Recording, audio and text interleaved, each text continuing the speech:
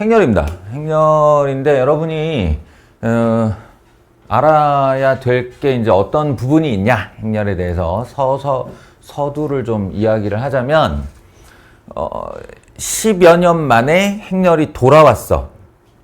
돌아왔어. 근데 행렬이라는 단어는 원래 요만큼이었다고 하면, 우리가 예전에 배운 양이 이만큼이었다고 하면 얘의 한 3분의 1가량이 돌아온 거예요.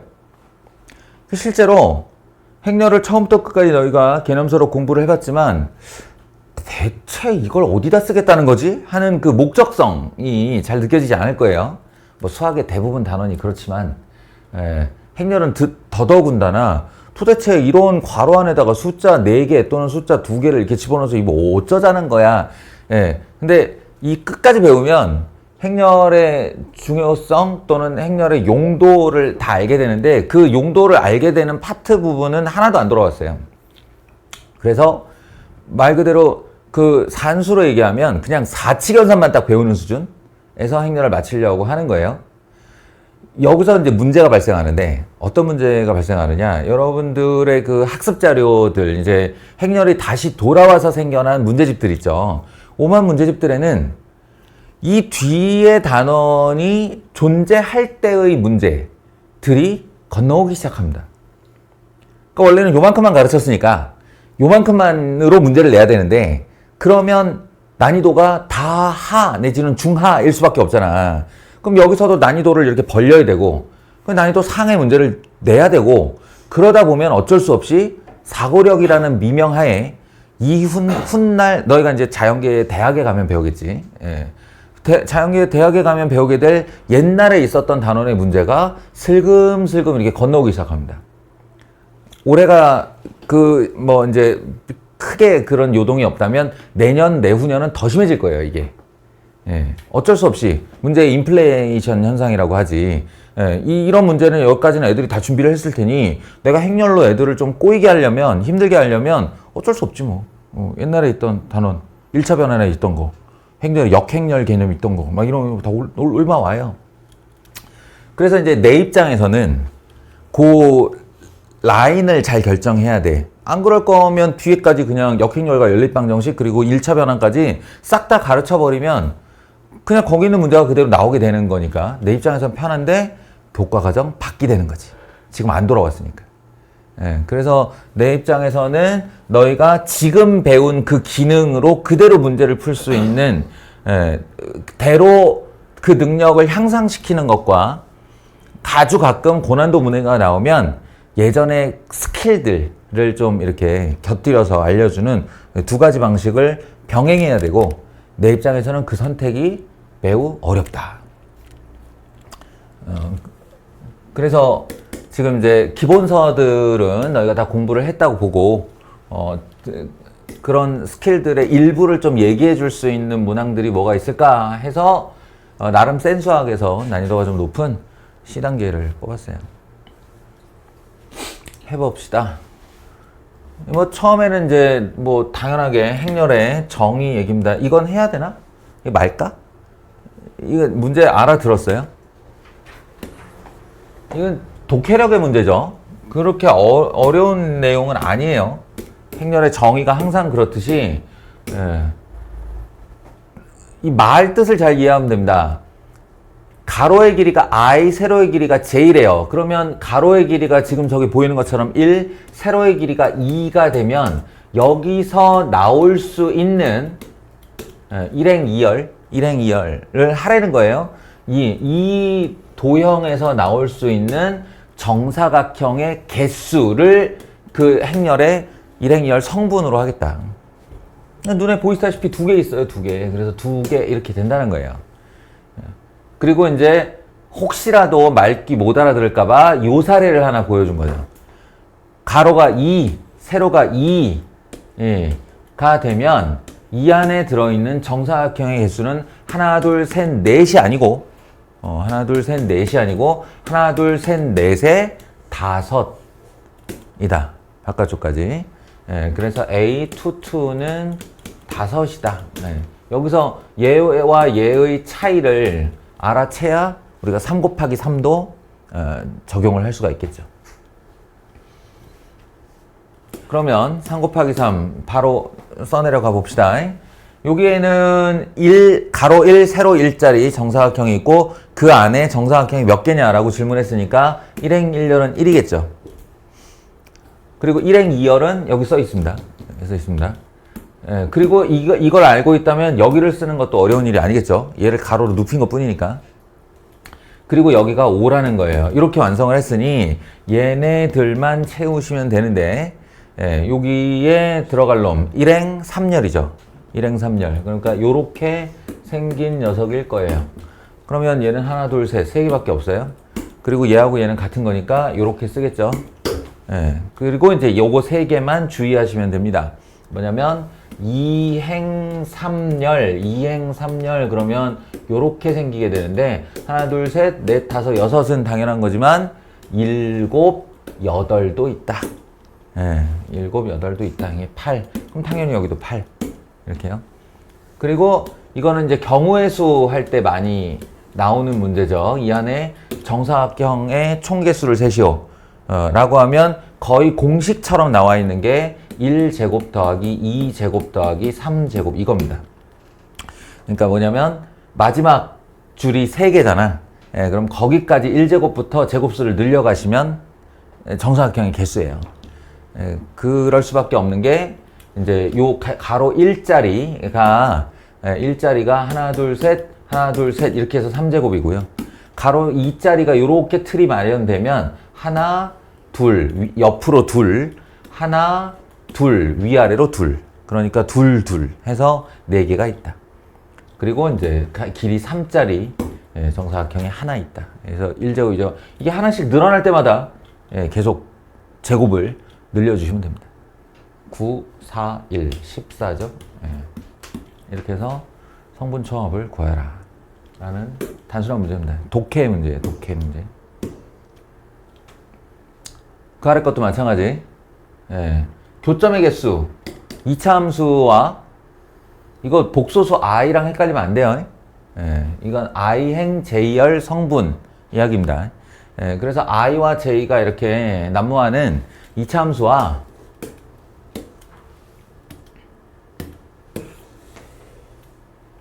예, 2차 함수와 직선이 이렇게 교점을 가질 수도 있고 안 가질 수도 있고 하나만 가질 수도 있고 이게 전부 다 판별식으로 해결이 되는 녀석이죠. 그래서 넘긴 다음에 2차 방정식을 만들어서 마이너스 3 마이너스 2 3i 마이너스 j x 마이너스 12i 플러스 12i 마이너스 8 이퀄 0 이렇게 되죠. 그래서 이놈의 4분의 d 판별식 3i 마이너스 j의 제곱 마이너스 ac 12i 마이너스 8 이걸 더 전개할 필요는 없을 것 같아요. 왜냐하면 어차피 i에 1, 1, 1, 2, 2, 1, 2, 2 넣을 건데 이걸 전개한다고 해서 식이 더 간단해지는 게 아니잖아 지금. i와 j가 난무를 하고 있으니까. 기왕이면 뭐 j가 한쪽에 있는 것이 더 나을 수도 있어요. 그래서 요거 4개 집어넣으면서 양이냐 0이냐 음이냐를 따져서 4개의 성분을 구하면 된다. 이게 이제 행렬의 뜻과 정의 문항에서 나올 수 있는 내용입니다. 그 다음에 이것도 뭐 별거 없죠.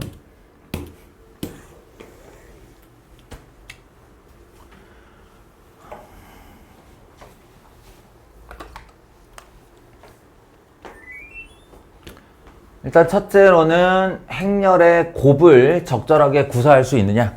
그죠? 행렬의 곱을 적절하게 구사할 수 있느냐. 기본 내용 잊지 마세요. 어떤 두 행렬을 곱할 때 최종적인 행렬의 꼴이 무엇이 나올까는 이런 방식으로 결정합니다. 얘가 1행 2열짜리 행렬, 얘가 2행 2열짜리 행렬.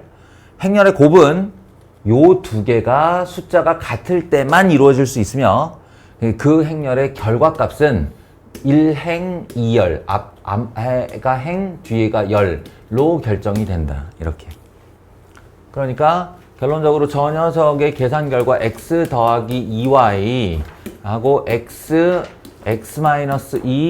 더하기 y, y-4 이것도 처음 하면 헷갈려요. 네, 라고 나온 결과가 얘가 1이고 얘가 k 이다 라는 등식이 성립하는 거고요. 그러면 x 더하기 2y는 1이다와 x제곱 마이너스 2x 더하기 y제곱 마이너스 4y는 k다에 두 식에서 만족하는 실수 xy가 존재하도록 하는 정수 k 중에서 제일 작은 애는 누구냐 라고 하면 여러분들 곧 해설지 나눠주겠지만 해설지에 나와 있는 풀이는 이제 이거를 뭐 x는으로 정리하든 y는으로 정리하든 정리해서 만약 x는으로 정리했으면 여기다가 넣는 거죠. 넣어서 그럼 뭐가 나오겠어요 결과가? y에 대한 2차 방정식이 나오겠죠. y에 대한 2차 방정식 5y 제곱으로 시작하는 무슨 y 하고 k가 끼어 들어간 방정식이 등장할 테고 실수 y가 존재해야만 하는 것이므로 실근 y가 있어야 된다는 조건으로 판별식이 0보다 크거나 같다 하면 그게 k에 대한 부등식 조건으로 나와요. 그 부등식 내에서 정수로 할 수 있는 최소값 찾으면 되는 그런 문제입니다. 그런 문제고 혹여라도 공통수학 2가 조금 선행이 되어 있는 사람들은 이걸 다르게 할 수 있는 방법이 있는데요. 그거는 이제 선행이 된 사람들을 대상으로만 얘기해 줄게요. x 더하기 2y는 1은 직선입니다. 좌표 평면 위에서 보면 직선이고요.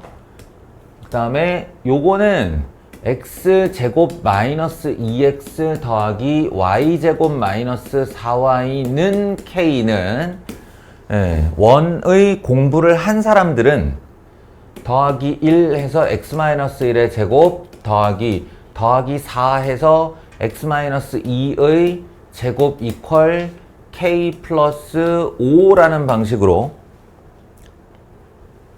1,2 중심 반지름 루트 k 플러스 5라는 원이 됩니다. 원. 그럼 좌표 평면에다가 이 상황을 지금 그려보면 무슨 일이 벌어지는 거냐? 1,2를 중심으로 하는 원이 반지름 루트 k 플러스 5의 길이로 커지거나 작아지는 거예요. 커지거나 작아지는 거예요. 그러니까 원이 이런 식으로 이렇게 늘어나는 거죠. 사이즈가. 그러면 거기에 이런 직선이 버티고 있는 겁니다. 요렇게 생긴 직선이 버티고 있어서요. 버티고 있어서 원이 이 K가 충분히 작을 때에는 안 만나. 지들끼리. 안 만나. 그러면 이걸 동시에 만족하도록 하는 x, y 이건 교점을 말하는 거예요. 교점이 없어요. 적정선까지 커지기 전까지는 없어요. 안 만나요. 그러다가 일정 양을 탁 넘어서는 순간 그때부터 만나기 시작해서 커지면 커질수록 계속 만나게 되는 거죠. 그러니까 우리는 뭘 찾으면 되냐면 요 접하는 순간에 이 원이 커지다가 여기 딱 교점이 생겨나는 그 순간의 K값이 얼마인가 요걸 찾아내면 되는 거고, 그 이제 선행이 좀 돼 있는 친구들에 한해서 점과 직선 사이의 거리 공식이 있죠. 점과 직선 사이의 거리 공식. 중3 때 학원 다녔던 실력 다 뽀록 나는데 괜찮겠어요? 마이너스 1은 0과 1,2 사이의 거리 루트 5분의 이거 제곱 더하기 이거 제곱분의 1 넣고 2 넣고 빼기 1 넣고 2 넣고 빼기 1의 절대값. 근데 양수라서 절대값 필요 없죠. 점과 직선 사이의 거리가 반지름보다 짧아지는 순간 이렇게요. 한마디로 반지름이 그보다 길어지면, 요 거리보다 반지름이 길어지면 만나기 시작한다 라는 그런 뜻이 됩니다. 그래서 요거 올려서 양변 제곱하면 K의 답이 나와요. 그때 나온 K의 답은 아까 했던 판별식의 답과 동일하게 나올 겁니다.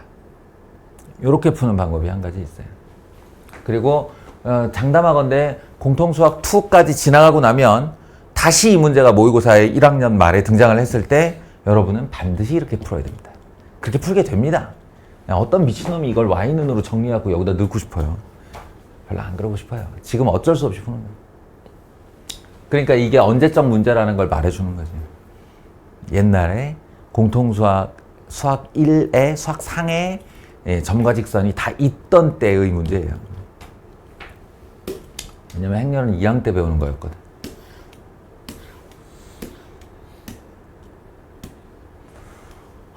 특히 이런 문제가 너무 괴로운데. 응?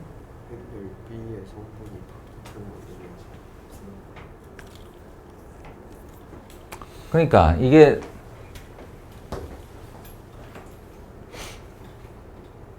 옛날식으로 따지면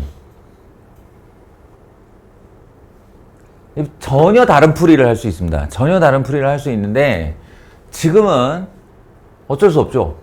이 뭐 행렬의 앞대가리, 행렬의 정의, 실수배, 합차, 곱까지 딱 배운 다음에 이거 풀으라 그러면 어쩔 수 없이 이거밖에는 방법이 없어요. B는 P, Q, R, S라 하자 이렇게요. 2차 정사각 행렬 B, 2차 정사각 행렬 B. 그러면 네 성분 모르니까 성분 4개를 미지수로 놓는 수밖에 없지. 근데 이거는 이런 류의 문제 풀이 중에 최하수의 풀입니다. 이거는. 성분 미지수로 놓는 건 어지간하면 안 하는 짓이에요. 원래는. 근데 얘도 어떻게 좀 트릭을 좀 말해서 해볼까 나도 고민을 해봤는데 잘 안 되네요. 방법이 없습니다. 그냥 가야죠. 자, 보시죠.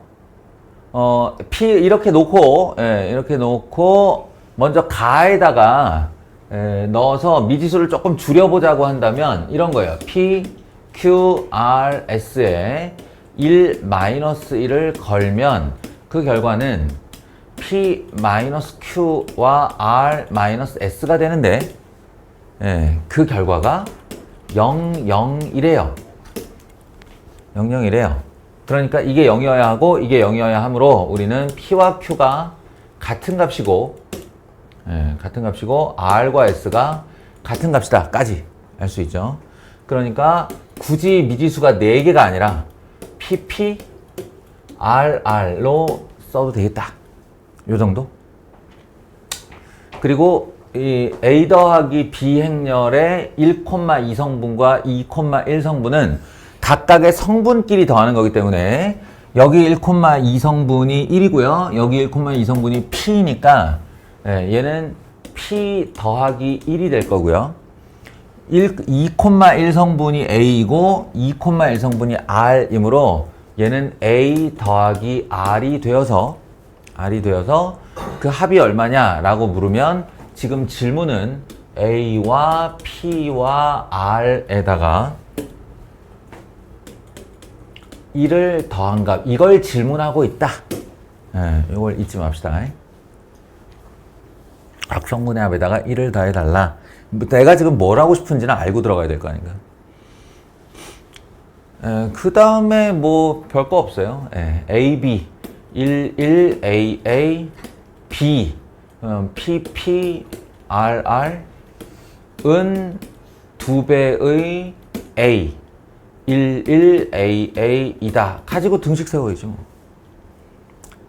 근데 이걸 4개를 다 곱해보는 건 멍청한 짓이죠. 왜냐면 같은 성분이 너무 많으니까 같은 결과도 많을 거란 말이야.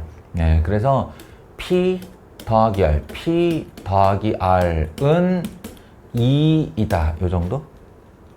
그 옆에 건 해볼 필요 없어요. 그냥 얼뜻 해봐도 똑같은 결과 나옵니다. 그러면 다른 결과는 그 아래 건데 아래 APAR은 2A이다. 이것도 왠지 같은 것 같지 않아요? 그죠? A 괄호 열고 P 더하기 R은 2A이다니까 A가 0이 아니기만 하면 이 윗줄의 결과와 동일한 결과입니다. 그리고 이제 질문의 뭔지를 알아둬라라고 한 거는 지금 같은 경우 이게 참으로 성립하는 순간 P와 R은 따로 구할 필요가 없어져요. 예. 그래서 A가 얼마인지만 알면 되는 거니까 따로 구할 필요가 없습니다. 그 다음에 BA, B를 먼저 쓰고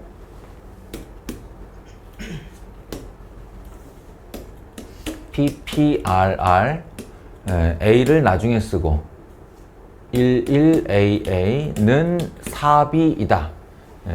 4배의 PPRR이다. 로 등식을 세워보시면 P 괄호 열고 1 더하기 A가 4P이다. 니까요. P가 0이 아니라고 하면 A는 3이다. 이렇게 할 수 있죠.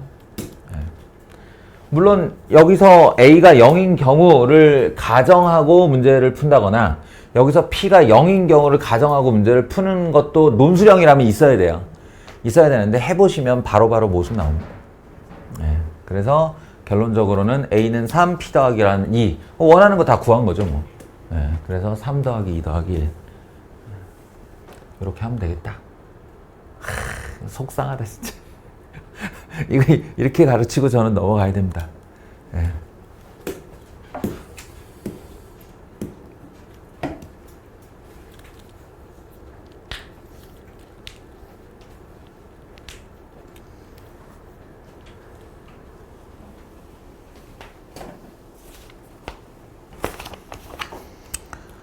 자, 1304번은 어렵지 않은데 어렵다고 느꼈을 수 있어요.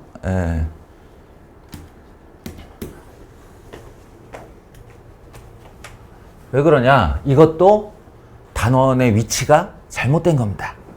우리가 공통수학에서 산술 기하 평균에 대한 내용을 또 배우게 될 거야. 그죠? 아닌가?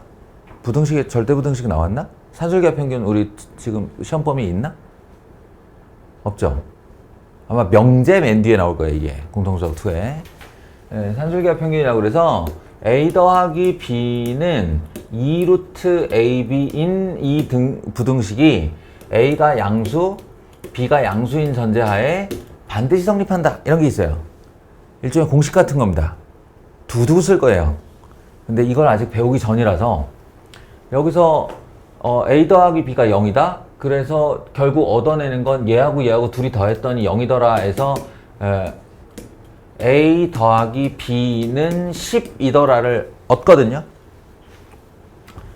그리고 이제 A의 제곱을 하려니까 진짜 제곱을 해요.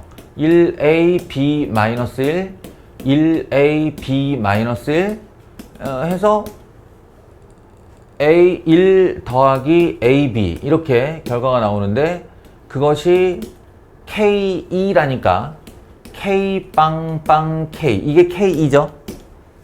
이게 K2의 결과죠. 돼서 그러면 K라는 값은 바로 AB에다가 더하기 1을 하는 거구나 이거예요. 그럼 갖고 있는 거는 이거고 모르는 건 이거니까 산술기하 평균 쓰란 얘기거든. 그래서 여기다가 10 넣고 2 루트 AB 이렇게 하면 AB는 이렇게 하면 5 되고 양변 제곱하면 25 되고 AB는 25보다 언제나 작거나 같다. 그럼 AB 중에 제일 큰 애가 25란 얘기잖아. 그래서 여기다가 25를 집어넣으면 25 더하기 1 해서 K의 최대값은 26이다. 뭐 이런 내용이에요, 이게. 근데 지금은 이게 없어야죠. 당연히 교과 바뀌니까. 그러면 뭘 할 수 있느냐? 우리가 선택할 수 있는 차선은 그렇죠. A 괄호 열고 B 대신에 10-A를 넣어서 이렇게 해서 마이너스 A제곱 더하기 10A 더하기 1을 만들어 완전제곱식을 시도한 후에 마이너스 괄호 열고 A제곱 마이너스 10A 더하기 절반의 제곱 25 하고 더하기 26 이렇게 하는 수밖에 없죠. 그래서 이게 0 됐을 때가 제일 큰 값이다. 꼭지점 높이 이렇게 하는 한 가지 방법이 있고요. 또 하나는 산술기하 평균이라는 이름을 몰라도 약간의 직관적인 풀이가 가능할 때가 있어요. 어떤 거냐면 니네가 이렇게 길이 10짜리 자를 갖고 있다고 생각해봐. 길이 10짜리 자를 가지고 여기를 뚝 자르면 어쨌든 하나가 길어지면 하나가 짧아지는 거잖아. 얘를 조금 더 길게 자르면 얘가 조금 더 줄어드는 거잖아. 그럼 두 개의 길이를 곱한다고 한번 생각해 봅시다. 두 개의 길이를. 길이 10cm짜리를요. 그러면 직관적으로 한번 봐봐요. 여기가 1cm 되면 여기가 몇 cm야? 9cm지. 그 두 길이 곱하면 얼마야? 9예요. 여기가 2cm가 되면 여기가 몇 cm가 돼요? 8이 되죠. 둘 곱하면 얼마예요? 16이죠. 커지고 있죠. 우연일 것 같아요? 여기가 3 되면 여기가 몇 cm예요?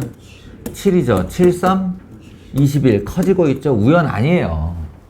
우연 아니라고. 그런데 이 아이는 절반이라는 위치를 기점으로 반대 방향에서 똑같은 일이 벌어질 수 있죠. 얘가 9가 되고 얘가 1이 되면 둘의 곱은 9인 거 아니야. 그러니까 가운데로 커지고 있다는 걸 알 수 있죠. 그러면 그 정점에 누가 있을까? 곱이 가장 크네. 5, 25가 정점일 거라는 거야. 이건 직관 같은 거지. 반반. 이 산술기하 평균에 여기 등호가 성립하는 순간이 있는데 이 등호 성립 순간이 늘 최대 아니면 최소거든요. 이 등호 성립의 조건이 뭐냐? 이 등호 성립의 조건이 A와 B가 같을 때예요. 실제로 이론이 그래. 그러니까 우리가 자연 현상에서 일어나는 일을 사람이 발견한 다음에 거기다 이름을 붙이는 거란 말이야. 그러니까 자연계에 굴러가는 구동 원리 중에 그 곱이나 합이 최대 최소가 되는 값은 늘 그 아이를 반반으로 자를 때다. 두 대상이 같을 때다 라는 거예요. 같을 때다라는 거예요. 그러니까 그 직관을 알고 있으면 A 더하기 B가 10인데 둘을 곱해서 제일 크게 키우고 싶을 때는 얘네가 반반 가져가면 된다. 이런 식의 생각을 하는 거지. 직관. 수학이라는 영역 안에서 우리가 계속 경험치를 통해 얻게 되는 일종의 직관 같은 거예요. 그러니까 5 하면 되겠네 라고 하면 답을 바로 26이라고 적을 수도 있겠죠.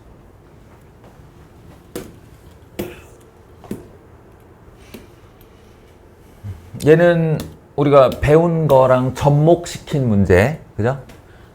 뭐하고 접목시켰냐면 항등식과 나머지 정리에 접목을 시켜서 문제를 낸 겁니다. 해봅시다.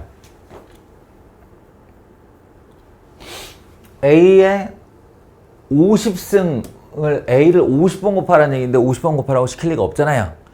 그러니까 수열처럼 몇 개를 나열한 다음 패턴을 파악하는 게 일단 가장 간단하게 우리가 얻어낼 수 있는 방법이겠죠. 해보시면 1빵 똑같이 나오고, 그죠? 똑같이 나오고 여기가 x 더하기 1, 여기가 x 제곱 이렇게 됩니다. 그러나 얘가 이게 됐고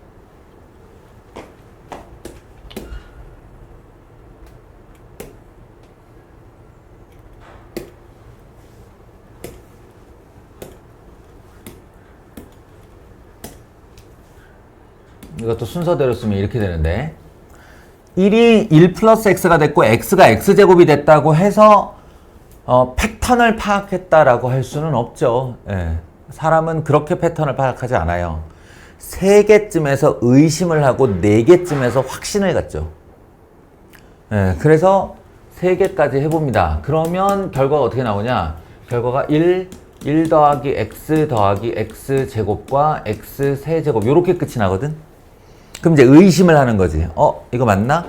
1 더하기 x, 1 더하기 x 더하기 x 제곱, 그리고 그 오른쪽은 x 제곱, x 3승. 그럼 만약에 이제 여기 이걸 해보기 전에 기대를 하는 거예요, 기대. 이런 결과가 나온다면 내가 찾은 패턴이 맞다고 할 거야, 이렇게. 그 패턴이란 1빵 1 더하기 x 더하기 x 제곱 더하기 x 3승 하고 여기가 x 4승. 네, 실제로 해보면 이렇게 나옵니다. 그럼 이제 확신으로 들어가는 거죠. 이런 행위를 이제 유비추리 행동이라고 해요. 유비추리에 성공을 하면, 땡땡땡 거기서부터 이제 건너뛰는 거죠. 건너뛰는 거. 이게 내가 늘 얘기하지만 영장류만이 가지는 특권이라고 해요. 유비추리 행동. 1, 2, 3, 4에서 50으로 건너뛸 수 있는 행동. 그러면 50은 1, 빵, 여기는 1 더하기 x 더하기 x제곱 더하기 점점점 어디까지? 49까지. 그리고 요 오른쪽에 있는 애는 x 50. 근데 어무하게도 이게 fx고 이게 gx인데 이게 fx고 이게 gx인데 둘이 더하래요 또. 둘이 더하래요. 그러니까 결론적으로는 fx 더하기 gx라는 a는 다항식이었고요. 그 다항식은 1 더하기 x 더하기 x제곱 더하기 점점점점에서 x 50차까지 이렇게 생긴 50차 다항식입니다. 그리고 A의 위치는 여기인데 여기는 아까부터 1이 변한 적이 없어요. 그러니까 A는 1이었어요. 그러니까 x-1로 그러면 그 유명한 나머지 정리가 되는 겁니다. 어떤 다항식을 1차의 다항식으로 나누었을 때의 나머지는 얼마냐? 그러면 그 결과는 그 다항식에 이 1차식을 0으로 만드는 x값을 대입한 것과 같다. 이게 답이고 F1, G1 값이 얼마냐라는 거고 이건 1 더하기 1 더하기 1 더하기 이렇게 쫙 할 테니 한 다음에 이거 막판에 꼭 무슨 실수하는지 알지? 이거 50 쳐다보면서 50이라고 답하는 바보짓을 꼭 해요. 그러지 마. 여기가 1승이므로 이 1승부터 50승까지 요게 50개예요. 그리고 여기 하나 더 있고요. 그래서 답은 51 되겠습니다. 이렇게 실수 주의까지. 이것도 쉬운데 어렵죠. 이거 해봤어요?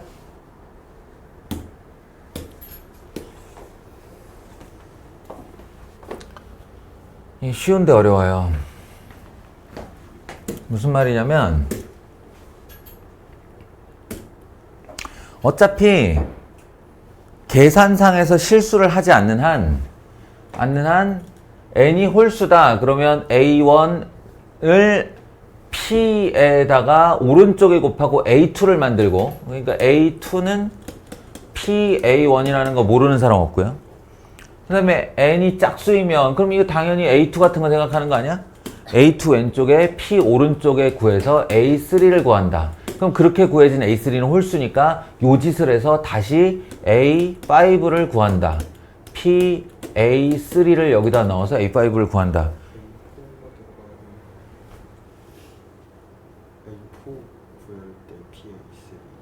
아, 그렇네.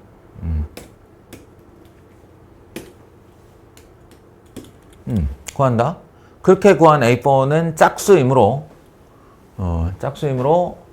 여기다가 넣어서 P를 오른쪽에 곱해서 A5를 구한다. 이거 뭐 못할 사람 없잖아요.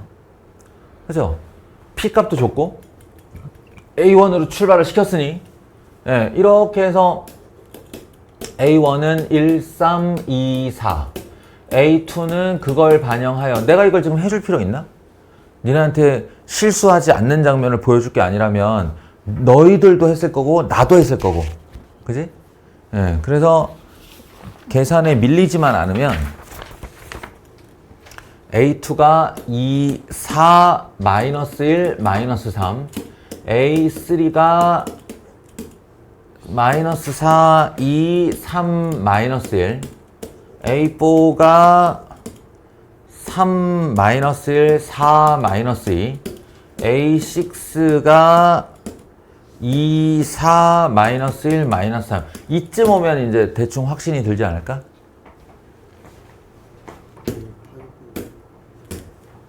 A5가 없네.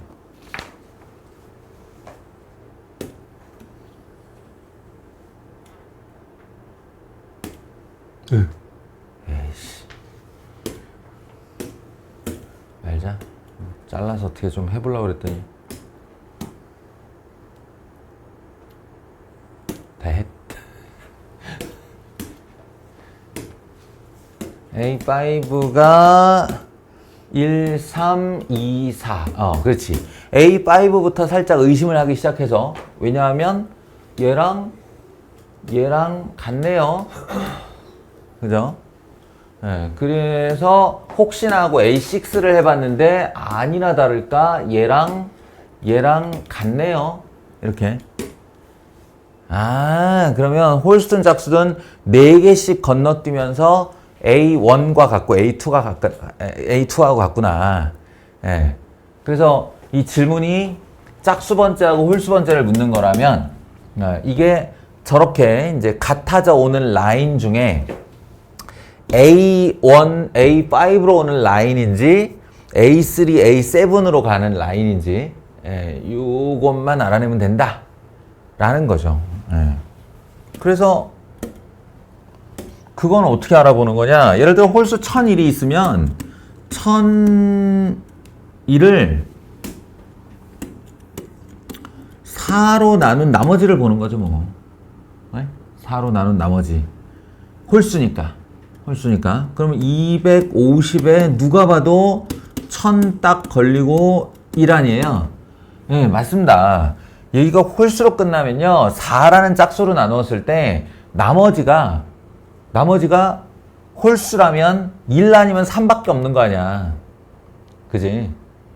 그러니까 이 놈이 4로 나누었을 때 나머지가 3인 녀석이고 요 녀석이 4로 나누었을 때 나머지가 1인 녀석이란 말이죠. 다시 홀수를 4로 나누면 나머지가 홀수일 수밖에 없다고. 근데 4로 나눈 나머지는 0, 1, 2, 3이 있는데 그 중에서 홀수의 나머지는 1과 3밖에 없고 지금은 이 1001이 4로 나누었을 때 나머지가 1인 계열인지 나머지가 3인 계열인지 그것만 알아내면 된다. 똑같은 얘기로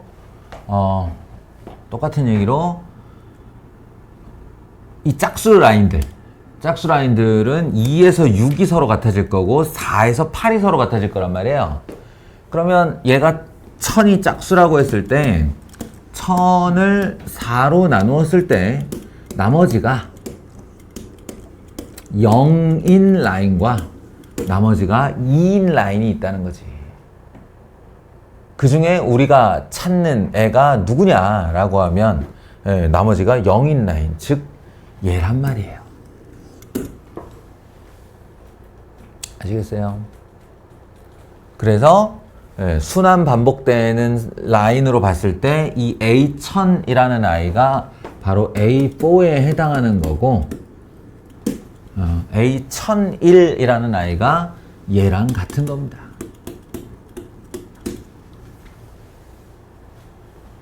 그리고 이제 두 성분의 합을 구하시오 라고 하면 1, 2, 마이너스 1, 마이너스 2 이거 두 개는 서로 지워질 거고요.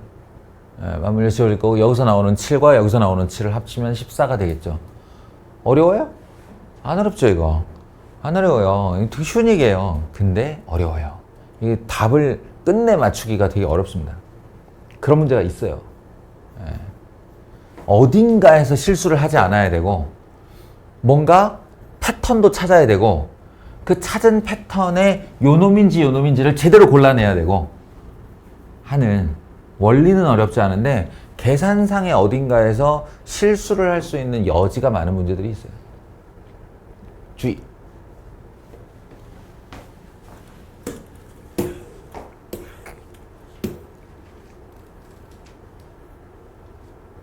이것도 그냥 노가다. 판별식 노가다 문제죠. 그리고 내가 꼭 당신들한테 소개시켜주고 싶은 문제가 이런 거예요.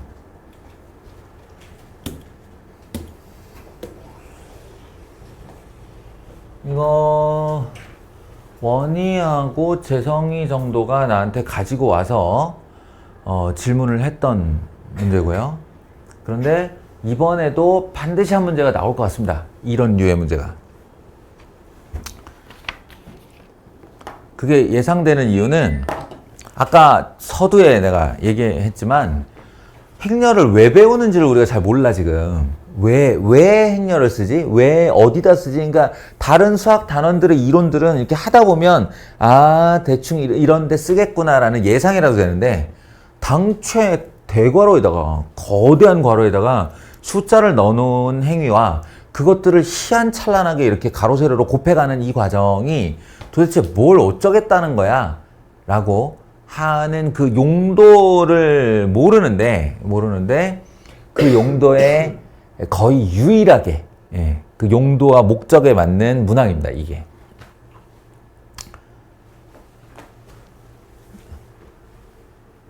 이것만이 전부의 용도는 아닌데 적어도 행렬이 사용되는 이유, 목적을 드러내는 문제 유형으로 아마 지금 현재로 나와 있는 유일한 유형인 것 같아요. 그래서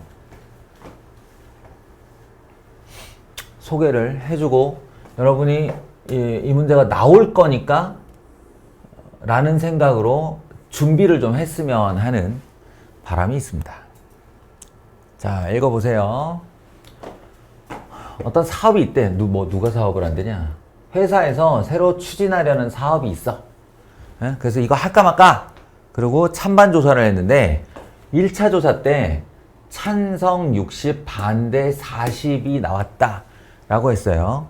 그리고 여기 보시면 어디 갔어? A라는 행렬에 0.6, 0.4 이러면 대충 예상할 수 있잖아요.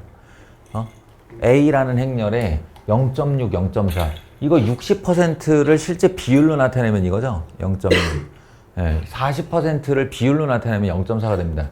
그러니까 이게 아마 1차 때 찬성한 사람의 비율과 반대한 사람의 비율량을 쓴 것 같아요. 그거를 1,2 행렬로 써놨습니다. 그 다음에 여기 뭐라고 표에 적혀 있냐면 2차 조사 결과 1차 조사와 달리 찬성 의견과 반대 의견이 서로 이렇게 바뀐 비율을 써놨대요. 2차 조사 때 찬성이 반대로 의견을 바꾼 비율이 20%다. 아마 이 보고서를 쓴 사람은 본인이 반대하고 있나 봐요. 왜냐면 이 말이 되게 웃기잖아. 찬성을 반대로 바꾼 비율 이랬는데 이거 바꿔 말하면 찬성을 그대로 유지한 사람은 80% 아니에요? 근데 굳이 찬성을 반대로 한 비율을 이렇게 써놓는다는 건 본인의 의사가 반영된 거지. 우리가 이게 설문조사도 다 의도를 가지고 질문 문항을 구성할 수 있습니다.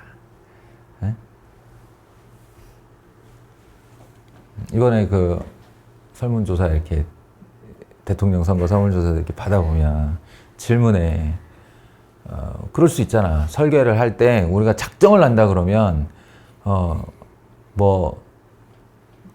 검사를 사칭하고 전과가 몇 범인 후보를 뽑으시겠습니까? 1번. 청렴하고 노동운동을 한 후보를 뽑으시겠습니까? 2번. 선택해 주세요. 그러면 청렴, 노동운동 뭐 이렇게 생각할 수 있잖아. 설계할 수 있다.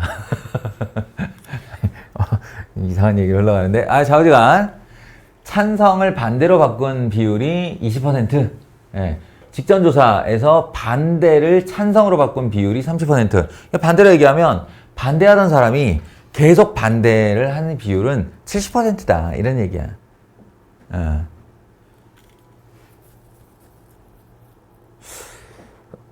그리고 이거 3차 때 그 경우고요. 3차 때 그 경우.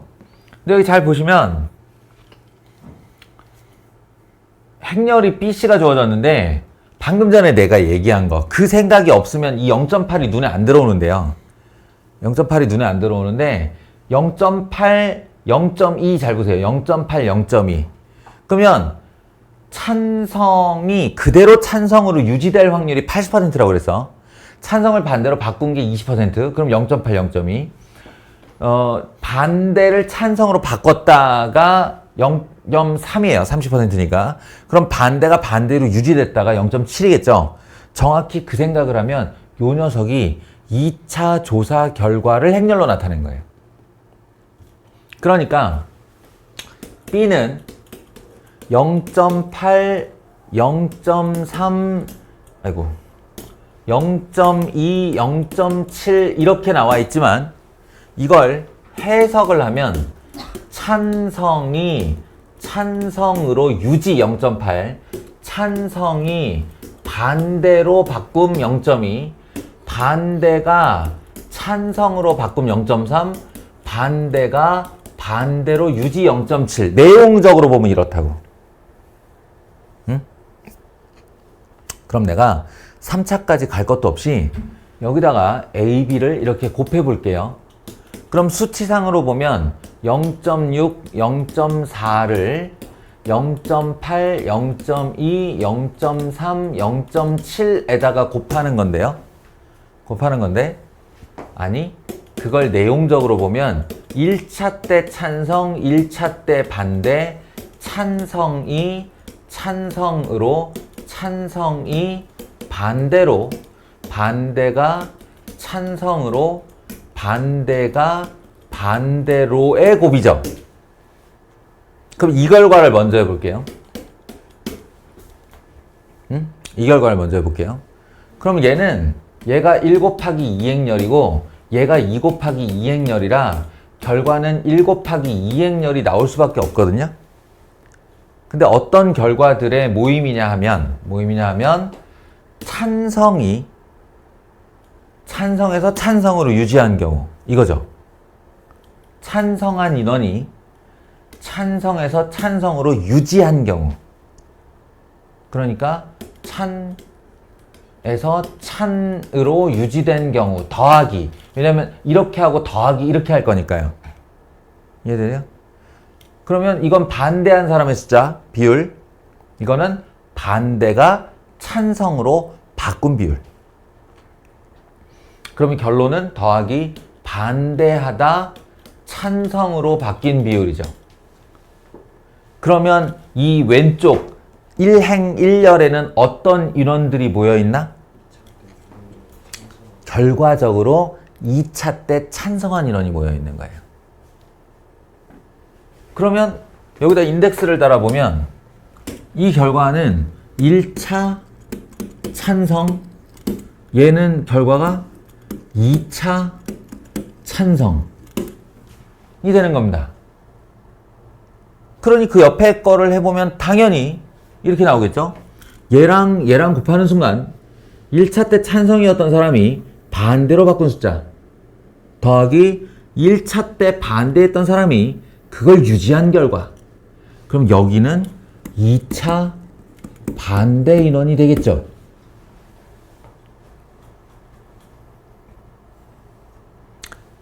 그러니 이 C를 보시면 C가 찬성을 반대로 바꾼 비율이 10% 즉 0.1이면 이 0.9는 찬성으로 유지한 사람이겠죠. 그러니까 지금 여기서 나오는 숫자가 얼마일지 모르겠으나 그 결과는 찬성과 반대란 말이에요. 결론은. 그러니까 이 C의 앞에다가 2차 결과를 곱해주는 순간 그 결과는 3차 결과가 나오게 되는 거죠. 찬성과 반대로. 그렇지 않을까?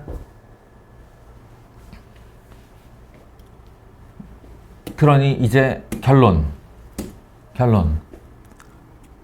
A, B, C를 이렇게 곱하면 요만큼이 1차의 결과고요.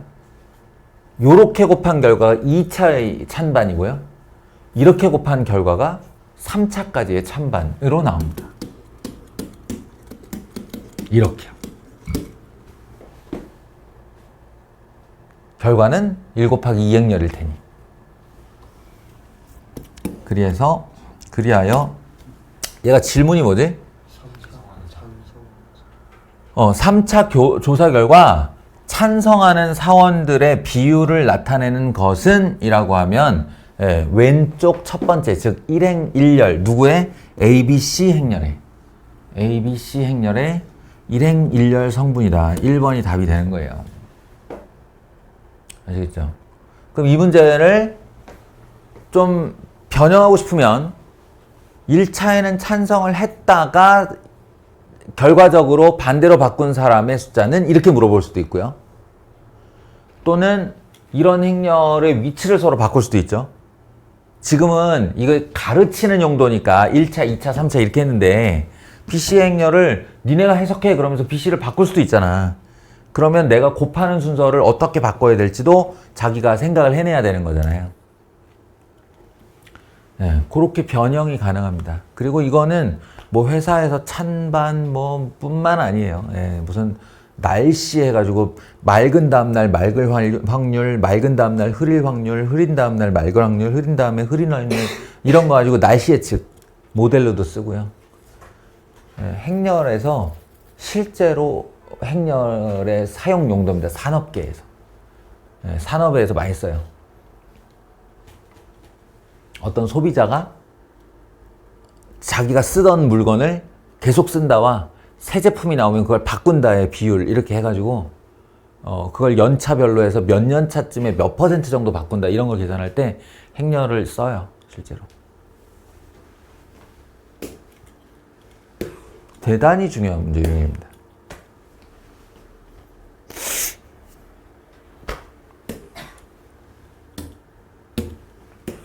다음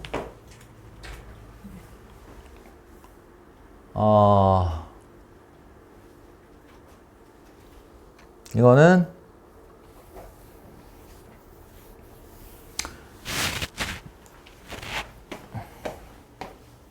행렬에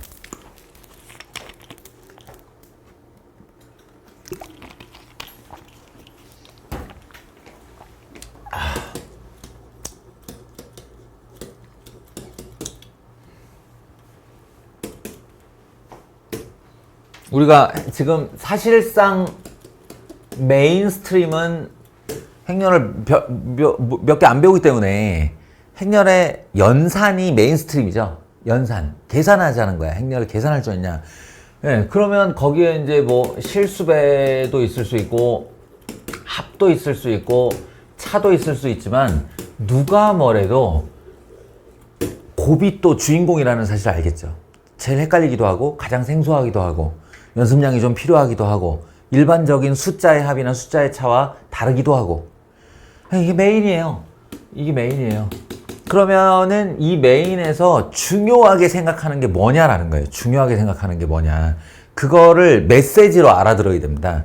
이 행렬의 곱에서 가장 중요하게 생각하는 건 바로 교환 법칙이 성립하지 않는다예요. 교환 법칙이 성립하지 않는다. 행렬은 A, B하고 B, A가 다른 거다. 다른 거다. 근데 요는 뭐냐면 언제나 다른 것은 아니다. 네? 반드시 달라야 하는 것이 아니고 일반적으로 언제나 같지 않은 거지. 네? 같아야 하는 것은 아닌 거지. 그러다 보니 이게 생기는 거죠. 같을 수도 있다. 네.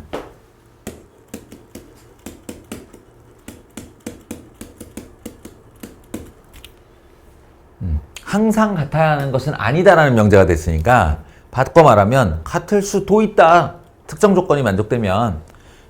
그래서 여기를 중요시한다라는 거예요. 그럼 AB하고 BA가 서로 같다라는 메시지를 그냥 이렇게 주면 되는데 그러면 수학 문제 아닌 것 같잖아. 그러니까 다른 방식으로 주로 메시지를 주는데 그 메시지를 주는 방식이 주로 우리가 알고 있는 연산 법칙이 성립한다로 줘요. 그러니까 이 부분의 공부가 덜 된 사람들은 이걸 보면 너무 당연하게 느끼잖아. 그지? 너무 당연하게 느껴. 여기가 이렇게 마이너스면 여기 마이너스 되고 이렇게. 이게 안 당연하다는 거예요. 네, 안 당연하고 이게 이렇다라고 말을 우리한테 던지는 것은 이 뜻이구나. 이렇게 알아들으라는 거죠. 그런 사례 중에 하나가 a 더하기 b, a 빼기 b가 a제곱 마이너스 b제곱이다. 이것도 그 사례 중에 하나입니다. 예, 실제로 전개하면 절대 이렇게 안 됩니다. 예, 마이너스 ab 플러스 ba가 다른 거죠. 근데 이게 성립한다는 건 이거 교환법칙 성립하네 이런 거고요. 요런 하나의 스트림이 있고 또 하나 바로 단위 행렬과의 이야기. 예, 단위 행렬과의 이야기. 이 단위 행렬이나 단위 행렬의 실수배가 끼어들면 교환 법칙이 반드시 성립하게 됩니다. 또.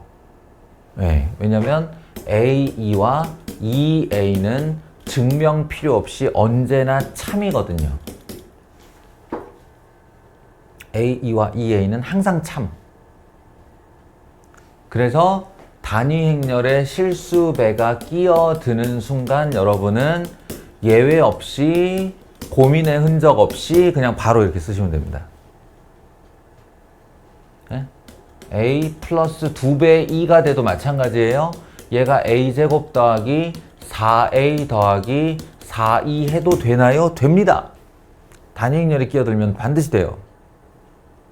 요런 스트림 하나를 가지고 이제 문제를 만나게 될 거예요. 그러니까 지금 이 1310번처럼 요 줄이 의미하는 게 뭐냐. 이걸 가지고 진짜 A를 제곱하거나 X를 제곱해서 둘이 빼려고 하는 시도를 하면 안 되고요. 얘가 주는 메시지는 AX와 XA가 서로 같다는 메시지입니다. 그것만 알아들어도 절반은 먹고 들어가는 거예요. 그래서 이걸로부터 A, B, C, D와 X의 상관관계 등등을 얻을 수가 있고요. 얻을 수가 있고 그 다음에 이거는 그냥 하시면 됩니다. 예. 하시면 됩니다. 뭐 하면 뭐 나와요. 내가 이렇게밖에 말할 수 없는 게 너무 아깝다 답답한데 뭐 어쩌겠어. 어쩌겠어. 일단은 해야지 뭐. 그래서 X도 이게 단위 행렬의 실수의 역과 비슷한 거라서 세제곱하는 거 크게 어렵지 않습니다. 제곱해보면 알아요. 예. 구하는 데는 어렵지 않으니까 이 정도를 얘기하고 넘어가도록 하죠.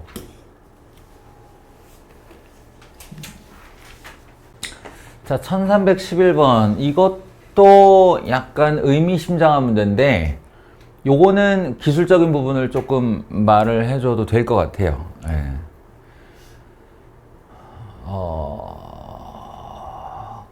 원래는 이제 어떻게 진행이 되어 가야 되는 문제냐 하면 A에다가 2, 3이라는 행렬을 걸었을 때 결과가 1, 0이 다를 여기에 적용을 하는 거예요. 이게 A 제곱이라고 되어 있지만 사실은 A를 이렇게 두 번 곱한 거잖아. 행렬이고 그리고 얘도 행렬이기 때문에 그냥 대등한 세 개의 행렬의 곱인 거야 이게. 묶어서 지금은 이쪽을 묶어서 얘와 별도로 보고 있지만 얘를 A에다가 요렇게 해서 A, 2, 3을 이렇게 묶은 결과로 다시 봐버리면 그게 얘가 되죠. A, 2, 3이 되죠. 그 A, 2, 3을 1, 0으로 대체하면 된다는 거예요. 그러니까 이게 A, 1, 0이 되거든. 그리고 그 결과가 얼마냐면 2-3이라고 말해주고 있는 거야. 지금 나는 차근차근 했지만 니네가 진짜 이렇게 밟을 필요는 없고 얘를 그냥 딱 보고 그럼 뭐야? 여기가 a제곱이니까 여기다 a 이렇게 보면 a제곱 23은 a10하고 똑같은 거네. a10이 2-3이라는 거네. 일로 이제 빠르게 결과가 나오면 됩니다. 그러니까 실제로는 너희가 뭘 들고 있는 거냐면 a의 2, 3은 1, 0이다 하나와 또 하나는 a의 1, 0은 2, 3이다. 요걸 들고 출발을 하는 거예요. 이게 1단계. 여기까지는 공통으로 다 가. 예, 공통으로 다 가. 그 다음에 이제 요 이후에 이 결과를 내기 위한, 방법이 한 3가지 정도 있는데요. 요 뒤로 진행이 한 3가지 정도 있는데, 마지막 거는 우리가 역행렬을 안 배웠으니까 할 수가 없고. 그래서 2가지 방식이 있는데, 그 2가지 방식 중에 적어도 교과 과정에서 이제 제시하고 있는 건 그냥 놓는 거지 뭐. 예. A, B, C, D 이렇게요. 예. 이렇게 하면 문자가 몇 개지? A, B, C, D 4개예요. 그럼 여기 등장하는 등식이 몇 개지? 해보면 4개예요. 예. 어떤 식으로 4개냐? A, B, C, D에 2, 3을 걸었더니 1, 0이 되었더라 로부터 2A 더하기 3B는 1이고 2C 더하기 3D는 0이다지 뭐. 그리고 그 A, B, C, D에 1, 0을 걸었더니 2와 마이너스 3이더라 로부터 A는 2다. A는 2다. C는 마이너스 3이다. 이렇게 나오네. 예. 그러면 요렇게 그래서 A는 2를 여기다 넣으면 B 구하고 C는 마이너스 3을 여기다 넣으면 D 구하고 이렇게 해서 A, B, C, D를 다 구한 다음에 그 구한 A, B, C, D를 여기다 놓고 다시 X, Y에 대한 1차 방정식 하나, X, Y에 대한 1차 방정식 하나. 그럼 1차 방정식 2개. 2원 1차 연립 방정식. 가장 심플하고 가장 무식한 방법입니다. 대신 시간을 잡아먹겠죠. 자, 이제 제시할 수 있는 2번째 방법. 이거는 뭐 누구나 다 생각할 수 있는 거니까 2번째 방법을 보여줄게요. 그건 뭐냐면, 행렬의 연산 중에 AB, AC는 A 괄호 열고 B 더하기 C. 이거 아시죠? 분배 법칙이라는 거예요. 그럼 분배 법칙 성립합니다. 순서만 지켜주면. 그러니까 AB, AC는 이렇게 되는데 AB 더하기 예를 들어 CA는 이렇게 못한다는 거야. 문자 같으면은 이게 되는데 뭐 행렬은 그게 안 돼요. 이건 A가 오른쪽에 있고 이건 A가 왼쪽에 있으니까 그 A는 묶을 수 없습니다. 요 순서만 지켜준다면 이게 얼마든지 가능하다라고 했고, 그리고 그 다음에 실수배 AB에다가 예를 들어 3을 곱했다고 쳐봐. 그러면 이 3이라는 실수배는 A에 곱해진 3이 B와 이렇게 곱해질 수 있고, 또 A에다가 3B를 먼저 해서 이렇게 곱해도 되고, 그리고 이것도 가능하다. AB 연산을 먼저 한 다음에 그 전체 결과에다 3배를 하는 것도 가능하다. 이런 원리가 있어요. 그러니까 이 2가지 원리를 활용하는 건데, 이 등호의 양변에 내가 적당한 실수배를 하잖아. 예를 들어서 2를 곱한다. 2를 곱한다 그러면 그 2는 A의 성분들에 곱해져도 되지만 그 2는 여기 곱해져도 돼요. 2번째 행렬에 넘어가서 곱해져도 돼요. 얘를 2배하고 얘를 2배하는 방식으로 갈 수 있어요. 그러니까 실수배를 내가 양변에 똑같이 해주면 어쨌든 결과는 같게 나오고, 그 결과를 왼쪽 행렬이 아니라 오른쪽 행렬에 적용시킬 수도 있다, 이런 거야. 이 생각을 잘하면 여기 있는 이 2 결과 1, 0과 2, 3을 바라보며 아주 간단한 연립방정식의 형태로 얘를 몇 배하고 그 둘을 더하거나 빼는 방식으로 마이너스 5와 9를 만들 수도 있다는 거지. 응? 미지수를 놓는 방식으로. 그러니까 예를 들어서 여기다가 A배를 하고 여기다 B배를 했다 쳐봐요. 그러면 결과는 A0이 될 거고, 결과는 2B-3B 이렇게 되겠죠. 그럼 그 둘을 더했다고 치면 성분끼리 더하는 거니까 a 더하기 2b와 여기다 쓸까? a 더하기 2b와 마이너스 3b 요 정도로 나오지 않을까? 이 둘의 더하기의 결과가 이게 마이너스 5 된다는 예상하기가 어렵지만 이게 9 된다는 예상하기가 쉽죠? 9 얼마면 돼요? 마3이면 되죠. 그러면 이게 마3이 여기에 적용된다 그러면 이게 마6이지. 그럼 A는 얼마면 돼요? 1이면 되죠. 그러니까 A는 1, B는 마3인 거죠. 사실은 나는 이렇게 안 했어요. 나는 이렇게 안 하고 이거는 이제 마지못해 하는 결과고 그냥 슬쩍 여기다가 계산을 해볼 수 있어.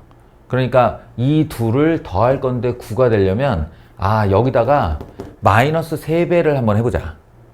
해보는 거야. 마이너스 3배. 그럼 얘 9 만들었지? 9 만들었어? 그리고 얘는 0이니까 둘이 더하면 9가 될 거야. 그 마3이 여기 올라가면 마6이 되는데 마6과 1을 더하면 마이너스 5. 딱 찾았네. 이렇게 되는 거야.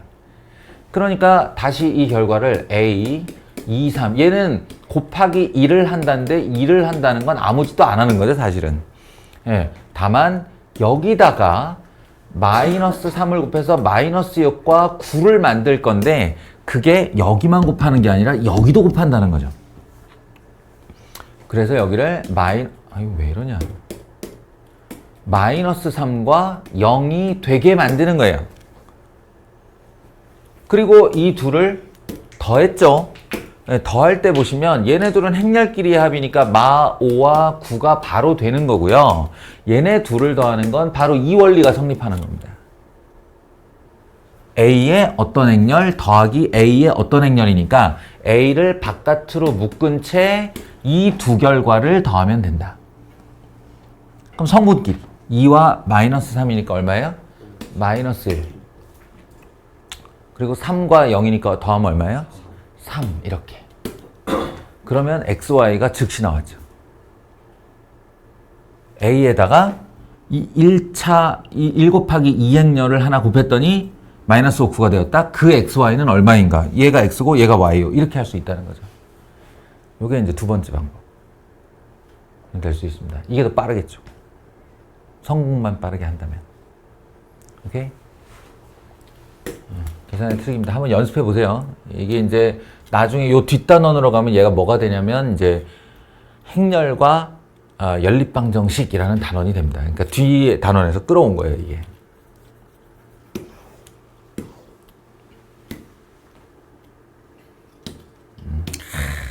진짜 추억의 문제들. 이게 이 수능 기출이라고 써있는 게 언제적 수능이겠냐, 이거.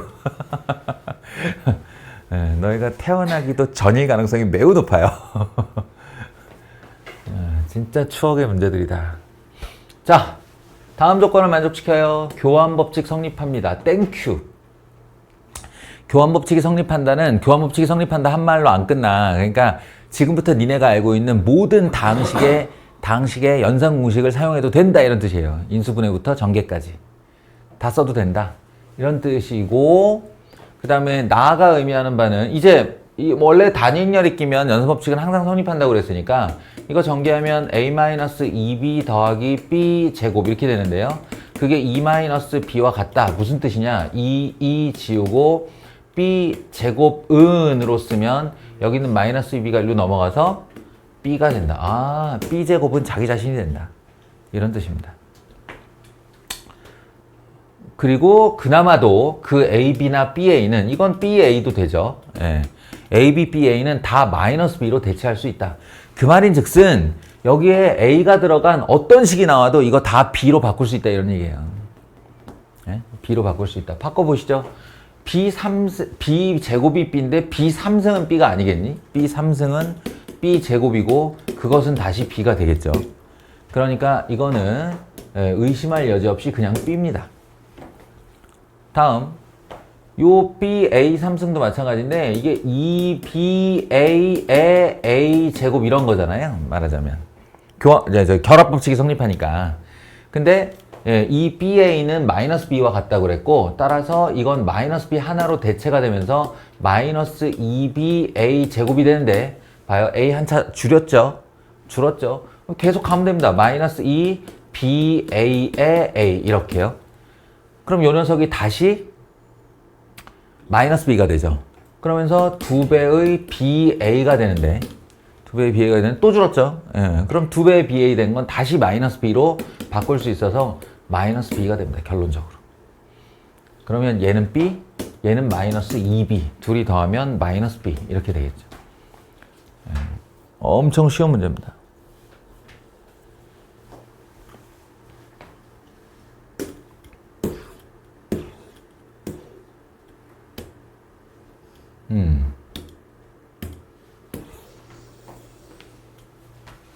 이것도 괜한 삽질 안 하고 그냥 결론으로 바로 갈게요. 결론으로. 아까 내가 교환법칙 얘기를 했는데, 교환법칙 얘기를 했는데, 이것 또한 교환법칙이 성립하는 케이스 중 하나입니다. AB가 단여행렬이 되면 BA도 단여행렬이에요. AB가 단여행, 이게 이제 물론 역행렬의 여부에 따라 좀 다르긴 한데 어쨌든 그냥 그렇게 알고 계시면 돼요. AB가 단여행렬이면 BA도 단여행렬이다. 그랬을 때 아닌가? 이렇게 함부로 얘기하면 위험해지나?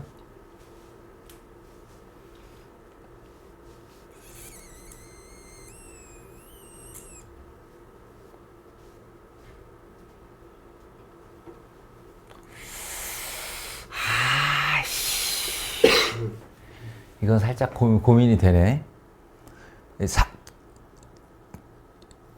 정직하게 말하자면 안 될 때도 있어요.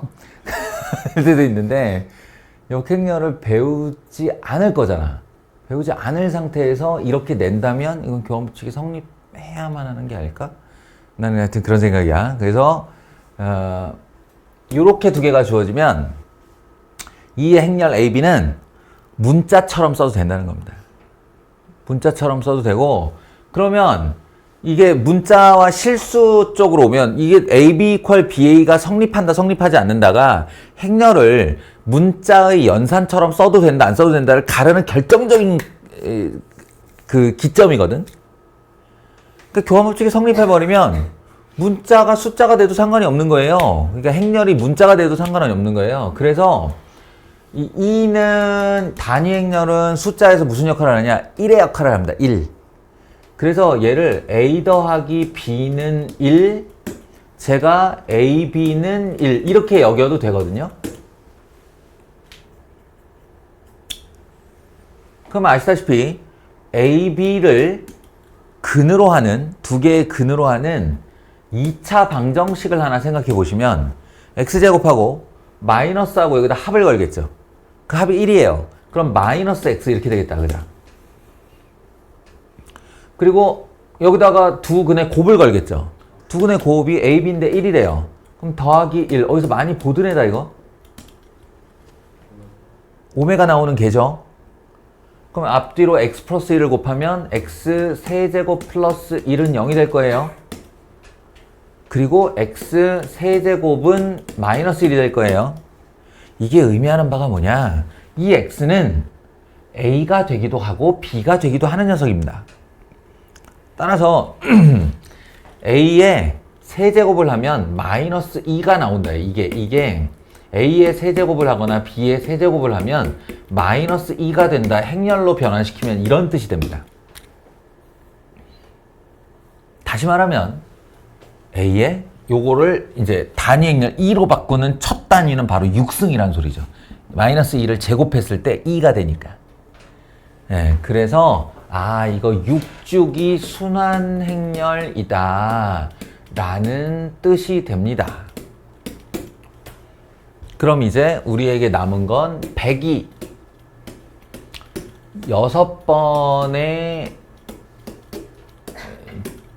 주기를 거치면 나머지가 얼마냐의 문제가 되는 거죠. 그래서 A100은 A4승과 같은 녀석이고 A4승은 A3승 곱하기 A이므로 A3승이 마이너스 2니까 마이너스 A랑 같은 놈이 됩니다.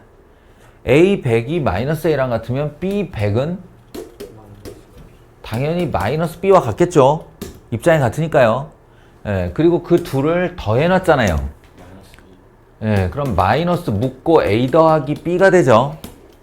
예, 근데 A 더하기 B는 단위 행렬 2라 했습니다. 즉, 이 결과는 마이너스 2가 됩니다. 절묘하게 지금 이거하고 당신들의 시험 범위인 고차 방정식이 겹쳐요. 그러니까 3차 방정식에서 이와 똑같은 풀이의 문제를 보게 될 것이고, 그것이 행렬에도 적용되는 케이스입니다. 물론 이거 이렇게 써야 되나요? 근데 이렇게 생각했으면 좋겠다라고 내가 바람을 그냥 얘기하는 거고, 실제로는 그냥 이런 식으로 하시면 됩니다. B는 E-A가 되고 저기다 집어넣으면 A는 E-A는 이렇게 되죠. 그럼 이게 마이너스 A제곱 더하기 A는 2란 말이에요. 넘어가면 A제곱 마이너스 A 더하기 2는 0이고 앞뒤로 A 플러스 2 걸면 A 3승 플러스 2는 영행렬이고 A 3승은 마이너스 2다. 논술형이라면 이렇게 해야죠. 근데 지금 내가 이걸 문자로 쓴 거랑 뭐가 달라? 똑같지. 그렇다는 얘기입니다.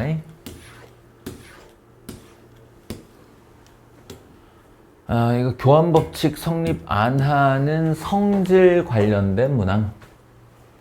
네. 이걸 왼쪽, 오른쪽이라고 부를게요. 좌우라고 부를게요. 좌우. F에다가 좌우 걸면 좌우 빼기 우좌 해라. 좌우 곱하기 빼기 우좌 해라. 이런 뜻입니다. 그렇다면 F A, B는 지금 써져 있는 대로 좌우 빼기 우좌일 거고 F, B, A는 좌우 빼기 우좌일 텐데 이거 같나요? 아니에요. 네, 전혀 다른 행렬입니다. 이게 두 개가 일반적으로 같지 않은 행렬이라고 한다면 얘는 C-D를 말하는 거고 얘는 D-C를 말하는 건데 같을 리가 없잖아요. 그러니까 기억번부터 틀리고 들어갑니다. 틀리고 들어갑니다. 다음 니은번은 그냥 해보시면 되죠 뭐. F KA가 좌 KB가 우면 어떻게 한다고요? 좌 우 빼기 우 좌 이렇게 한다고 그랬죠? 좌우 곱하고 빼기 우좌 이렇게 한다고 그랬어요. 그러면 얘는 실수배끼리 연산이 가능하므로 K제곱으로 묶은 AB-BA가 되는데 이것이 아까 저 기호에 따르면 FA, B죠. 그래서 FA, B 앞에 곱해져야 되는 실수배는 K배가 아니고 K제곱배입니다. 그리고 이거는 합답형 문제, 기억, 니은, 디귿의 이 합답형 문제의 가장 드문 케이스의 답인데요. 기억과 니은이 모두 틀렸네요. 그러면 디귿번은 풀지 않으셔도 됩니다. 그죠? 디귿마저 틀려버리면 보기에 답이 없잖아요. 그러니까 이런 문제는 합답형에서는 진짜 드문 문제. 물론 이것도 뭐 어렵지 않습니다. AB 빼기 BA 더하기 AC 빼기 CA. 그러면 왼쪽 A들끼리 모을 수 있고 오른쪽 A들끼리 모을 수 있는데 그 결과가 보면 B 더하기 C들의 모임이 되죠. 그래서 왼쪽에 A, 오른쪽에 B 더하기 C를 만든 F와 같다가 되는 겁니다. 모르는 것이 없다라고 답에? 그 참 재밌는 질문인데 재밌는 질문인 이유가 뭐냐면 내가 수능 2회야. 내가 95학번이고 수능이 94년에 실시됐어. 그리고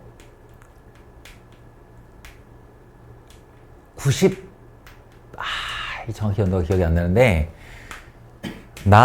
내 다음, 내 다다음, 그 다음 정도 98, 99년도 정도에 보기에 요 마지막 5번이 언제나 답이 없음이었어요. 누군가가 소송을 했어요. 이겼어요. 그리고 왜냐? 답 없음이 있으면 이건 오지선다가 아니다라는 거야.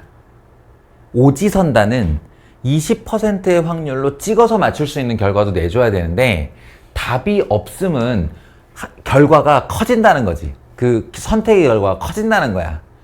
예. 그래서 소송을 해서 이겼어요. 그때부터 답 없음이 보기에 사라졌습니다. 근데 이제 이걸 원래 우리 세대는 다 알고 있거든. 큰 이슈였으니까. 자기 입시에 걸린 큰 이슈였으니까. 근데 이제 그 다음 세대가 돼서는 이게 질문으로 나오는구나. 답 없음도 있어요? 라고. 그 문제를 네가 봤다면 94년, 95년 문제를 본 거다. 네, 답 없음 없어졌습니다. 반드시 있습니다. 선생님 풀었을 때 다 없음 있었어요. 있었지. 그러면 선생님이 얼마나 좋아했겠어. 답 없음 하면 애들이 세 개를 다 풀어서 맞는지 틀린지를 헷갈려야 되는 거잖아.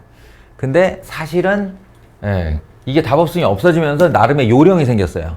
기억이 틀리면 니은은 웬만하면 맞아야 된다. 왜냐면 니은마저 틀려고 그러면 애들이 디귿을 안 푸니까. 디귿을 풀게 만들려면 니은은 반드시 맞아야 된다. 억울하지만.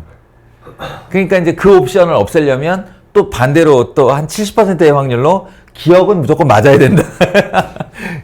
기억이 맞아야 니은 디귿이 틀리다 맞다 네 가지 가능성이 생긴다. 그런 거지. 그러니까 잘 모를 때는 기억은 맞다고 해놓고 시작을 해라. 뭐 이렇게. 기억이 틀렸다는 게 확실해지면 니은은 그냥 맞는 걸로 하고 디귿을 쳐라. 이렇게 했죠. 요령이. 이게 그 오지선다 중에 아주 드문 케이스의 답입니다. 이거는. 기억, 니은 틀리고 디귿만 맞는. 이제 재수학원에 있다 보면 정말 오만 그 돌탱크들 아예 수학과 관심이 없는 친구들에게 점수를 내게 하는 요령, 왜냐면 8개월 안에 성과를 내야 되잖아, 우리는. 그래서 정말 오만 잡 요령을 다 가르칩니다. 진짜, 정말로. 그러니까 왜곡이 없는 그래프의 종류를 말해준 다음에, 종이를 찢어가지고 자를 넣어가지고 이렇게 비율로 해서, 그러니까 종이를 찢어서 자는 못 갖고 들어가잖아. 그러니까 종이를 찢어가지고 그 자로 이용해서, 공비를 찾는다고.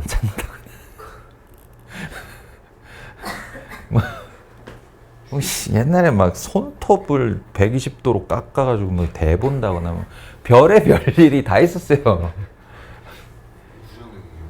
어? 그건 부정행위. 부정이겠냐? 내 몸물 뚱아리를 가지고 이용하는 건데. 그러니까 요령이지. 별의 별 요령이 다 있었어. 그러니까 막 학원 강사들하고 막 다 싸움이야. 옛날에 니네 이거 겉표지 왜 생겼는 줄 알아? 원래 수능장 들어가서 머리손이거든. 시험지 나눠준 동안. 그때 시험 치는 요령 학원에서 어떻게 가르치냐면 머리손하고 앞에 눈으로 네 문제 푸는 거야. 2점짜리거든. 시작하는 순간 4개 답 쓰고 시작하니까 얼마나 빨라. 시험을 저거 한 거잖아. 심지어는 그 다음에 어떤 요령이 나왔는지 알아? 머리, 손하고 잠깐 내리는 건 허락해준다. 그러니까 앞에 4개를 빨리 푼 다음에 맨 뒤로 돌려라. 그래갖고 30번을 최대한 열심히 읽어라. 그 시험 종이 치기 전까지.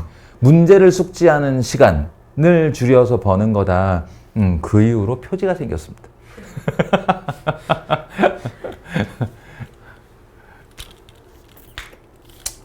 별일이 다 있었지. 자, 아무튼 이런 추잡한 거 배우지 말고 우리는 좀 실력으로 가자. 실력으로. 실력이 단단하면 당당할 수 있어요. 자, 이거 뭐? 이렇게 되면 이게 서로 같다면 중간항이 AB 더하기 BA고 이거의 중간항은 마이너스 AB 마이너스 BA입니다. 그게 같다라고 한다는 건 그냥 AB와 BA의 합이 영행렬이 된다는 거지 결코 AB의 곱이 영행렬이 된다는 뜻이 아니다 라는 겁니다. 그러니 이번에도 기억번은 틀렸어요. 교환법칙이 성립하지 않음을 질문하는 거지. 기억번이 틀린 순간 얘는 맞아야 되는 거라고 그랬잖아. 웬만하면 맞아야 되는 거라고 그랬잖아. 예. 자, a제곱이 단위행렬이고 b제곱이 b면 이게 이 연산에 어떤 결과를 끼치느냐? 우리가 이걸 뭐라 그래? 너무 당연해서 근본에서부터 다시 생각해야 되는 것들이 있어요. 그 너무 당연함 중에 하나가 AB = BA라 얘 때문에 또 뭐가 생기냐면 AB의 제곱은 A제곱 B제곱 이게 지금 니들한테 너무 당연하지. 근데 교환법칙이 성립하면 이거 안 당연하다고요. 교환법칙이 성립하지 않으면 이건 AB가 되는 겁니다. 그것처럼 이 ABA의 제곱은 행렬의 원계산식으로는 ABA 곱하기 ABA가 맞아요. 그러니 이 중에 거듭제곱으로 연산을 할 수 있는 대상은 얘밖에 없습니다. 가운데서 만나는. 그래서 결과가 AB, A제곱, BA가 되는데요. 공교롭게도 이 A제곱이 단위행렬이라는 거야. 그럼 얘가 2가 되는 순간 사라질 수가 있죠. 항등원으로 사라질 수가 있으니까 가운데 B제곱이 다시 만나거든요. 이렇게. 예, 근데 B제곱이 B라고 했으니까 얘를 ABA로 이렇게 쓸 수 있다. 그래서 결과적으로 ABA가 된다. 요런 얘기입니다. 저 가운데 저거 두 개는 묶어서 풀어도 돼요? 요렇게? 네. 결합법칙은 성립하니까. A 곱하기 A는 A제곱이 맞잖아요. 예, 근데 행렬의 연산법칙 성립 중에 A, B, C가 AB랑 먼저 곱하고 C를 곱하는 것과 A와 B, C를 이렇게 나중에 곱하는 것이 같다고 돼 있어. 이게 결합법칙이잖아요. 결합법칙은 성립을 해요. 자, 마지막. 요거가 이제 아마 뭐 합답형 문제에 늘 그렇지만 키포인트인데 잘 보세요. 어떤 식의 트릭이랄까? 기술이 들어가는지. 첫 번째 놈은 A제곱 더하기 A는 2이다인데 아마도 이건 차수를 내릴 때 A제곱이 마이너스 A 더하기 2이다로 사용하게 될 거예요. 그리고 AB의 곱은 마이너스 2이다. 당신들한테 이렇게 두 개를 줬는데 요 두 개를 주고 B제곱이 A로 어떻게 나타내어지는지를 쓰시오 하는 거잖아. 예, 여기서 니들도 지금 해본 사람이면 조금 이렇게 당황스러움을 느꼈겠지만 뭐냐 하면 B가 두 줄 중에 여기 하나밖에 없어요. 그리고 이거 B의 제곱이 되려면 이거 전체를 제곱하든가 해야 되는데 교환법칙이 성립하지 않으면 이걸 전체 제곱한다고 그래서 A제곱, B제곱이 되는 게 아니라고 그랬잖아. 그치? 그러니까 B를 제곱하고 싶으면 B가 단독으로 B는 하고 이렇게 등장을 해야 돼. 이렇게 등장을 해야 이 결과를 가지고 내가 얘를 제곱을 할 수가 있어요. 거기까지 이르는 사고의 과정인데 바로 이 방법을 씁니다. B가 혼자 있어야 돼. 그러려면 이 A가 붙어 있으면 안 돼. 이 A를 떨어뜨리는 방법으로 오히려 양변에 A를 곱하는 거예요. 이렇게요. 양변의 왼쪽에 A를 곱하는 거예요. 왜? 요걸로 대체할 수가 있거든. A제곱을. 그래서 이 A제곱을 마이너스 A 더하기 2로 이렇게 바꾸어 주는 순간 여기서 단독으로 B가 등장하게 됩니다. 네? 하지만 이게 있잖아요 라고 할 수 있는데 A, B의 곱은 나와 있잖아요. 그러니까 마이너스 AB 더하기 B는 마이너스 A인데 요 마이너스 AB 대신에 2를 써주면 되는 거죠. 요거 대신에 2를 써주면 우리가 그토록 바라는 B가 혼자 놀면서 마이너스 A, 마이너스 2가 되는 장면을 볼 수 있습니다. 이제부터는 이제 원하는 대로 됐으니까 제곱을 시작해도 되고요. 이거 제곱하면 A제곱 더하기 2A 더하기 2가 되겠죠. 교환법칙이 성립한다고 했으니. 그리고 A제곱 대신에 다시 한번 마이너스 A 더하기 2를 써주면 2A 더하기 2니까 A 더하기 2배의 2가 됩니다. 맞습니다. 그래서. 오케이? 요 생각이 그러니까 키포인트다. 유명한 문제. 진짜 유명한 문제. 수능 중에 그냥 행렬 존재할 때는 반드시 풀게 되는 그런 문제였죠.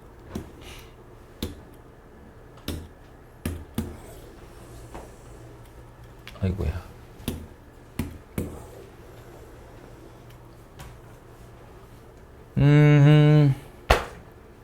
이것도 뭐 시간과 여력이 충분하다면 A 주어졌고 제곱과 5승 물었으니까 5번 정도 뭐 진행해 나가는. 예. 그 정도를 이제 첫 번째 풀이로 하고 그 다음에 이런 거 갈게요. 예. 이거는 이제 막바지에는 어쩔 수 없이 써야 될 텐데 케일리 해밀턴 정리라고 부르는 거예요. 아마 교과서에는 안 나올 테고 개념서에는 반드시 나올 테고.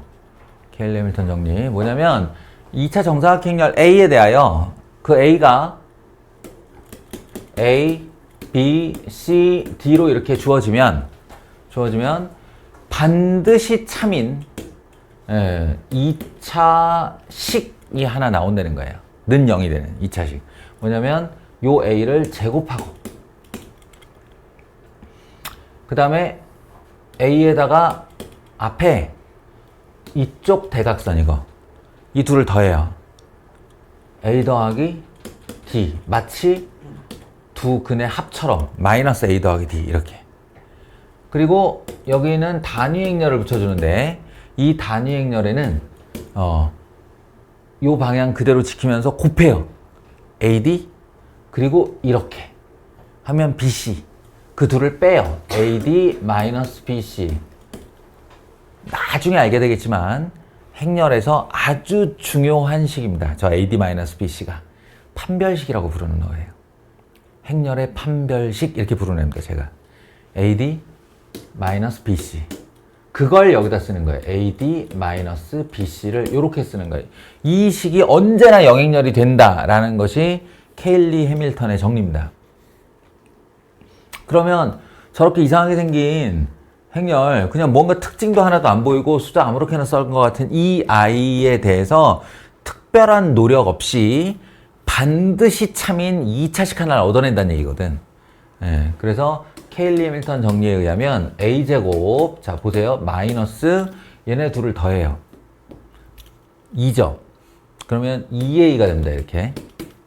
그 다음에 AD 마이너스 BC 해보세요. AD 마이너스 BC 1, 2 1 빼기 2 마이너스 1이죠. 마이너스 2는 영행렬. 이게 케일리 해밀턴 정리에 의해 성립하게 됩니다. 따라서 A 제곱은 2A 더하기 2 아까처럼 차수를 내리는 데 사용하는 2차식이 하나 나온 거예요. 그러니까 요 녀석 대신에 지금 2A 더하기 2 하나는 확보가 됐고요.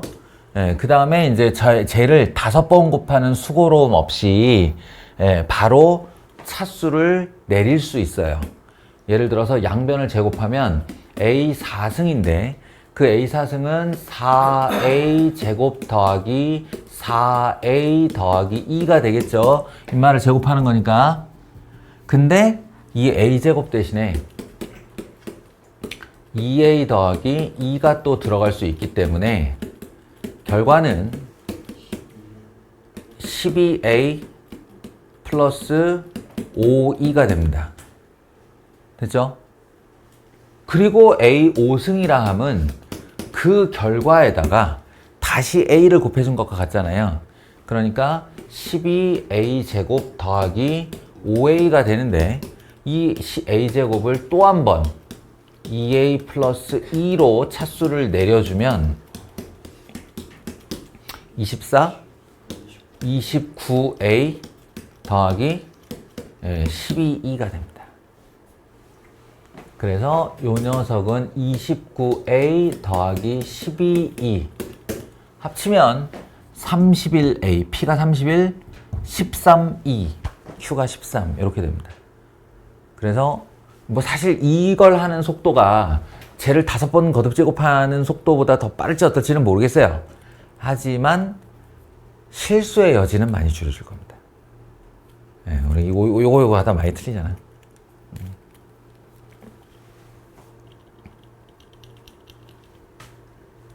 그렇게 해서 풀었으면 좋겠다 는 거고, 또 하나 있긴 한데 입이 근질거려 죽을 것 같아요. 하지만 참겠습니다. 네, 참겠습니다. 이 당신들의 용량 범위에 해당하는 지식들이 들어가면 오히려 혼란이 가중될 테니까 심플하게 가는 거는 심플하게 가도록 합시다. 자, 요 정도 합시다.